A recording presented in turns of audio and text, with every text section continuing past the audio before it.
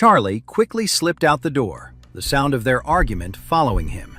It's never a good idea to get in the middle of a family fight, so he decided it was best to stay out of it.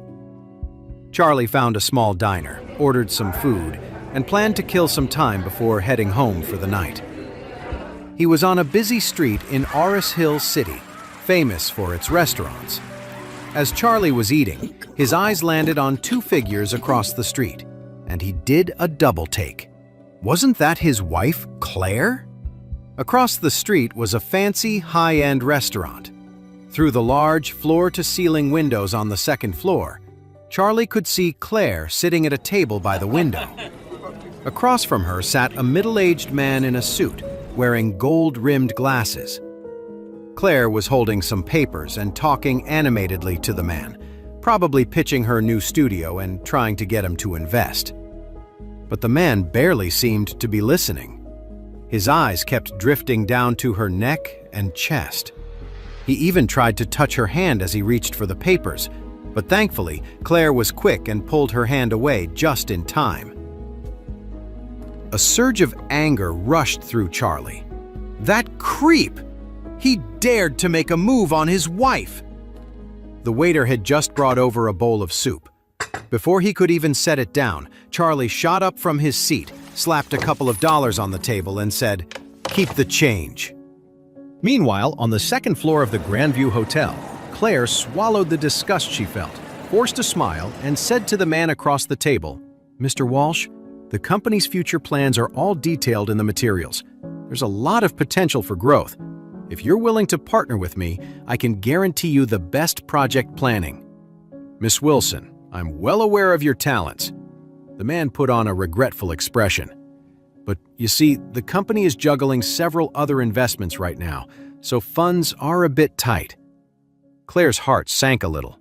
She had been talking until she was blue in the face, but he remained vague, and she couldn't get a clear answer from him. Noticing her disappointment, the man deliberately rubbed his hands together and said, "Well, it's not totally out of the question," he said. "I'll talk it over with the senior execs. To be honest, I'm very optimistic about your company. How about this? Let's meet tonight around 8 o'clock. We can talk some more so I can get a better feel for things." "Mr. Walsh, I don't know if that's a good idea." Claire hesitated. 8 o'clock was late. If they kept talking, it would be the middle of the night before they finished. "I'm a married woman. A late-night meeting just wouldn't look right." The man chuckled. "It's not that late. An investment is a big deal. We need to understand each other on a deeper level. How can we build trust otherwise? Let me take you out for a late dinner. We can discuss the plans then.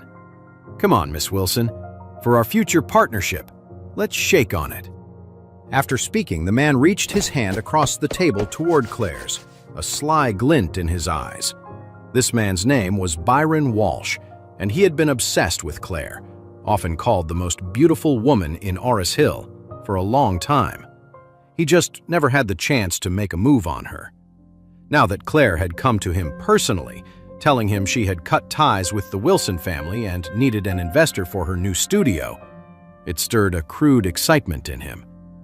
He was already making plans to get Claire alone tonight. Claire really didn't want to shake hands with Byron, but he was already holding his hand out. She figured if she refused, it would look unprofessional, so she braced herself and extended her own hand. Just as Byron was inwardly celebrating and about to grab Claire's hand, another, much larger hand shot out from the side and intercepted his. Byron froze, stunned. He looked up, his face contorted with anger, and snapped at the newcomer. "Who the hell are you? What do you think you're doing?" Claire looked up and was just as shocked. "Charlie, when did you get here?"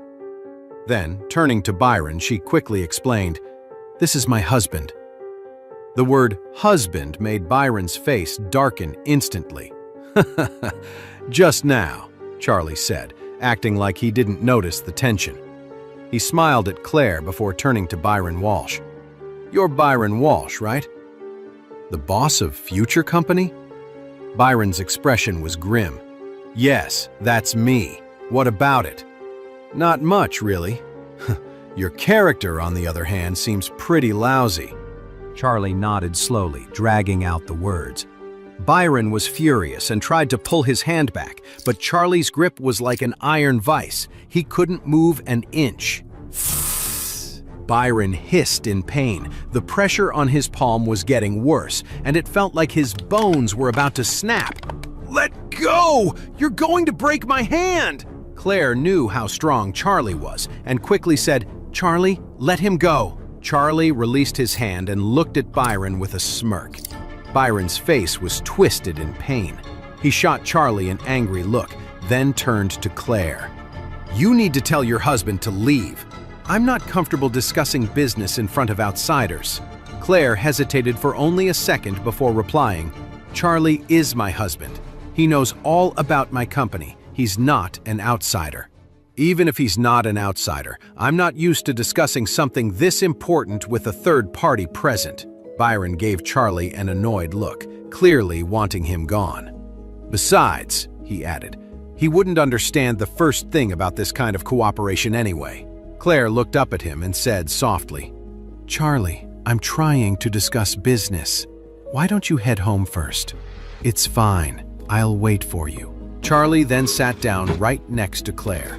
Seeing Charlie get so close to Claire, Byron gritted his teeth in frustration. The prize he had his eye on was slipping right through his fingers. He sneered. "You're the famous son-in-law of the Wilson family, aren't you?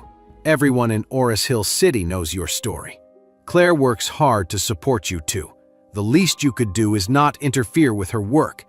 I'm trying to discuss a partnership with her, and you're just getting in the way." Byron's tone was incredibly rude. He clearly had no respect for Charlie and just wanted him gone.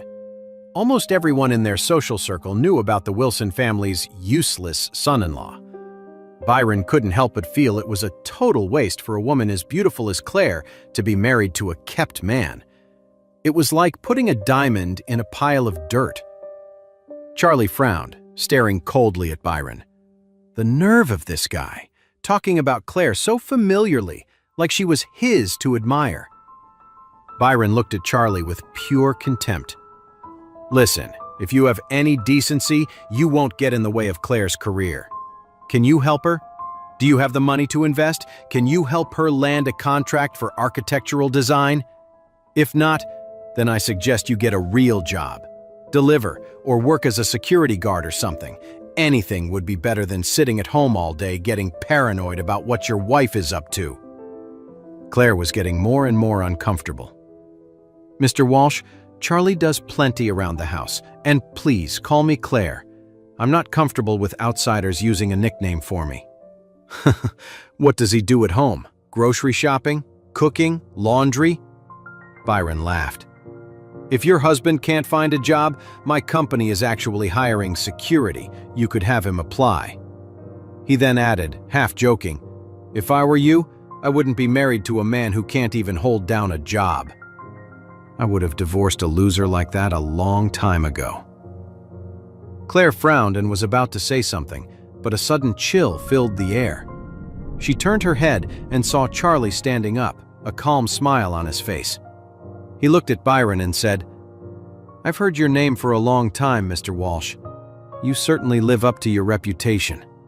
And now, I have something I'd like to say to you." Byron's face darkened. "What do you want to say?" He figured a nobody like Charlie wouldn't dare to do anything to him. Charlie placed his hands on the table, leaned forward slightly, and smiled. "What I want to say is this. A man can be useless, he can be incompetent, but he must not be without character. Because without character, you're not a human being. You're just an animal." And with that, he grabbed the bowl of hot soup that had just been served and poured it right over Byron's head. Byron let out a screaming scream and jumped from his chair, his skin instantly scalded. Claire's face went pale with shock. After a stunned moment, she quickly motioned for a waiter to bring some napkins. The soup was so hot that Byron's face was beet red. The thick broth ran down his neck and soaked his clothes, leaving him sticky and humiliated. A single leaf of spinach was stuck to his glasses. Byron grimaced, howling in pain. The manager rushed over with several waiters, horrified by the scene. He quickly ordered his staff to help.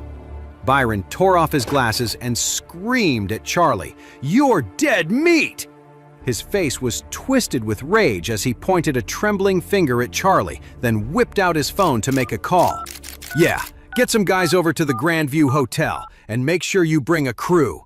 Some idiot here picked a fight with the wrong person, and I need you to teach him some respect."